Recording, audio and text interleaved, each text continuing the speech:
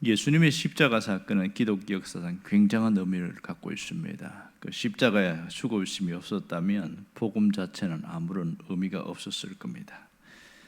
2000년 전에 돌아와서 보면 금요일 아침 9시에 십자가에 못 박히셨다가 6시간 후인 오후 3시에 운명하셨습니다.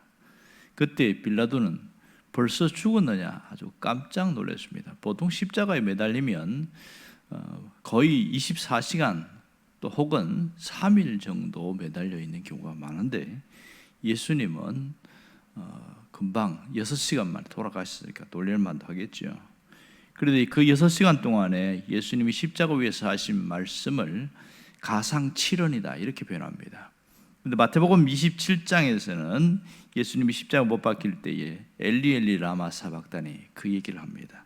나의 하나님 어찌하여 나를 버리셨나이까. 반면에 누가복음 23장 46절에 보면 아버지 내 영혼을 아버지 손에 부탁하나이다 그 얘기를 하고 있습니다. 그리고 또 요한복음에 보면 다 이루었다 이런 얘기를 합니다. 자, 사실은 한 편 한 편의 그 복음서를 보면 서로 맞지 않는 부분들이 많습니다. 그래서 어떻게 이것을 조합할 수 있는 것인가 이런 부분에서 많은 의문점을 갖고 연구한 사람들이 있는데 그 예수님의 생애라는 그 책을 쓴 엔도 슈샤쿠가 그 책에서 이런 얘기를 합니다.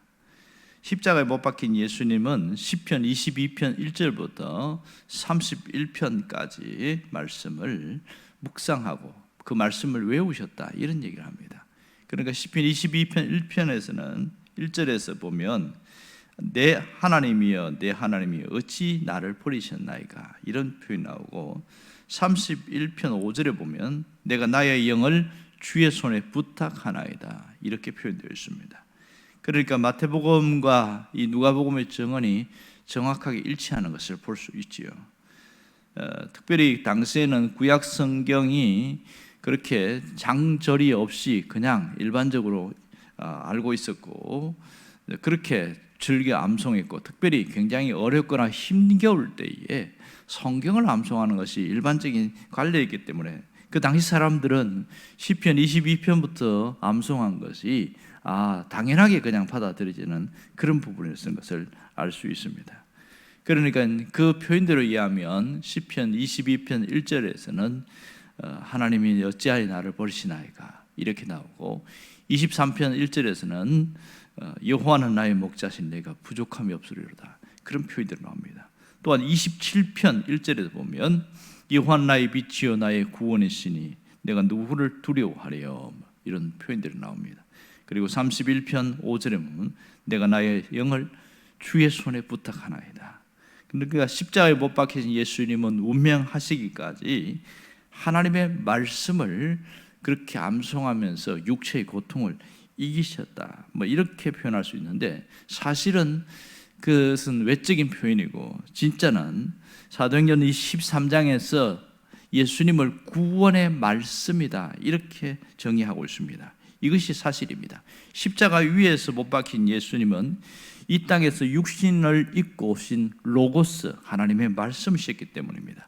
그러므로 말씀이신 예수님이 자신이 마지막 운명하기까지 말씀을 외우는 것은 지극히 당연한 일이다 이렇게 얘기하는 것이 좀 정확하게 맞겠지요. 말씀이신 그분이 모든 것을 자신을 지키셨고 말씀으로 자신을 방어했고 또 말씀으로 하나님의 뜻을 변호했다는 것을 알게 되었습니다. 그래서 십자가에서 모든 것이 운명으로 끝나버리는가? 결코 그렇지 않습니다. 오늘 우리가 읽은 30절에 보면 하나님께서 죽은 자 가운데서 그를 살리신지라 그렇게 얘기합니다. 그 시신 속에서 하나님이 살아나게 하셨고 그것을 제자들에게 먼저 보이셨습니다. 그래서 31절에 보면 갈릴리로부터 예루살렘에 함께 오는 여러 사람들에게 보이셨다 이 표현을 쓰고 있습니다. 부활하신 주님께서 제자들에게 자신의 몸을 보이신 이유가 무엇입니까? 그것은 우리가 사도행전 1장을 통해서 충분히 우리는 알고 있습니다. 그것은 예수 그리스도의 증인이 되게 하기 위함이라는 사실이죠. 이것은 31절 하반절에서도 분명히 밝히고 있습니다. 그들이 이제 백성 앞에서 그의 증인이라 부활하신 예수님께서 제자들에게 30날 동안 부활하신 자신의 몸을 보여주셨고 또 자신의 눈으로 이 부활하신 예수님을 직접 목격한 제자들은 예수 부활의 증인이 된 것은 맞습니다. 그렇다면 말씀이신 예수님께서 자신의 죽음과 부활을 통해서 이 증인된 제자들에게 궁극적으로 이 몸을 보여주면서 뭘 의도하셨고 무슨 것을 바라보고 계셨는가 하는 겁니다. 그것은 제자들에게 증인된 제자들이 하나님의 말씀의 능력을 체험하는 일입니다. 그것은 하나님의 말씀은 이 세상에서 어떤 불의에서도 어떤 악이나 폭력에 의해서도 결코 죽지 않는다는 것을 직접 체험하게 하기 위함인 것이지요. 하나님 말씀은 죽음 속에서도 또 죽음을 이기는 생명으로 역사하신다는 사실입니다. 이것이 어떻게 가능할 수 있습니까? 그것은 하나님의 말씀의 능력 때문입니다. 하나님의 말씀은 사람을 살리는 능력을 갖고 있습니다. 하나님의 말씀은 이 세상의 불이나 악이나 폭력을 말할 것도 없고 죽음마저 꿰뚫는 죽음 속에서도 살리는 영원한 생명의 파장이 있기 때문에 가능한 일인 것이지요.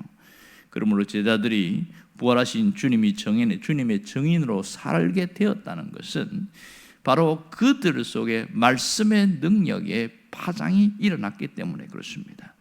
그들은 기본적으로 학식이나 이런 모든 것에서 배운 것이 없는 사람들이었지만 그들의 소리가 세상의 소음에 파묻히지 않고 도리어 이 세상을 새롭게 할 수 있었던 것은 그 속에 영원한 생명과 사랑의 파장을 갖고 있는 진정한 그리스도인이었기 때문에 가능한 일입니다.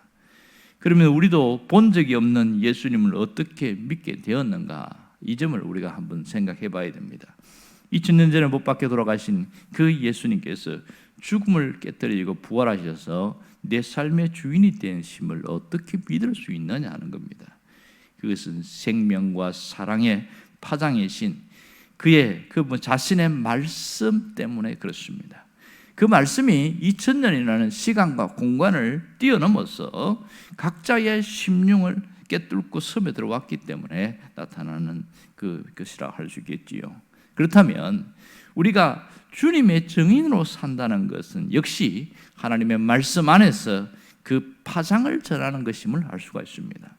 그리스도인이 된다는 것은 이 세상과는 다른 파장을 지닌 사람이라는 것은 분명합니다. 보면 성악인이나 국악인들 보면 득음을 한 사람들 보면 이 일반 사람과 다른 파장을 갖고 있는 것은 맞습니다. 그리스도인들은 역시 믿음으로 의롭다함을 얻는 그런 세상과 구별된 파장을 갖고 있는 분들이 분명합니다.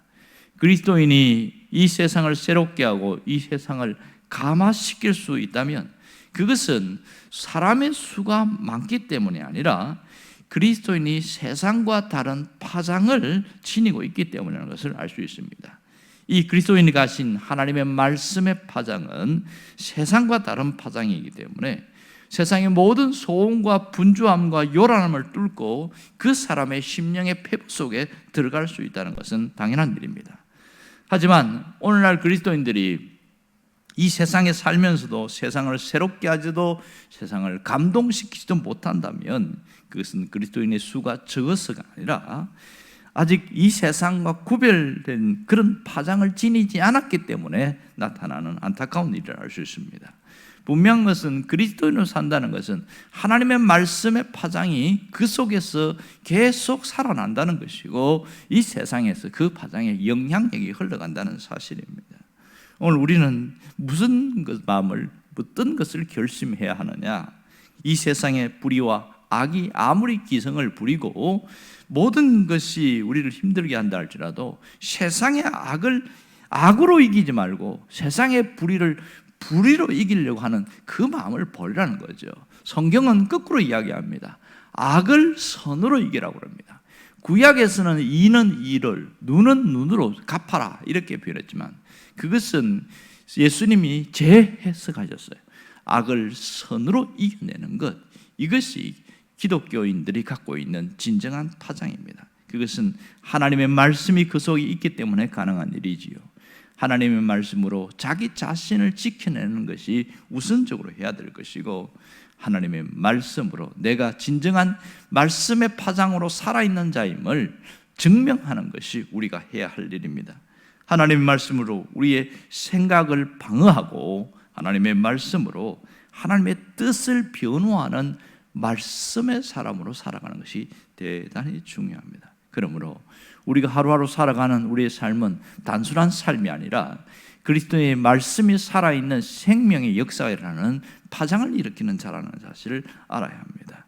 우리는 이 세상의 소음과 분주함과 요란함을 뚫고 들어가서 사람들의 마음을 새롭게 할 수 있는 것은 그 우리 속에 말씀의 능력, 말씀의 파장이 있기 때문에 그렇습니다.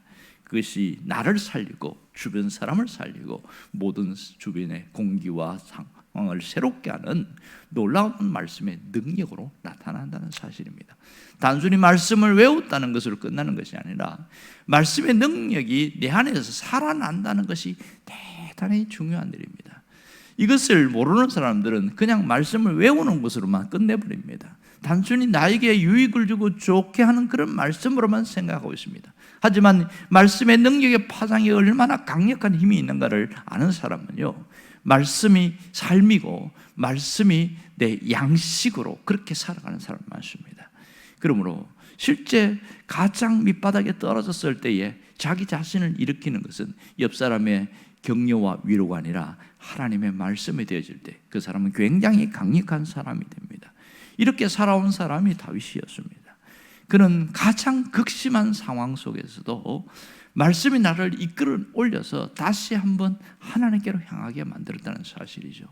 오늘 우리가 이 말씀의 능력을 간직하고 단순히 묻어버리는 자로 가는 것이 아니라 말씀이 내 삶으로 드러나게 하고 그 능력이, 그 파장의 강력함이 나타나게 만드는 그런 진정한 그리스도인이 되어야 됩니다.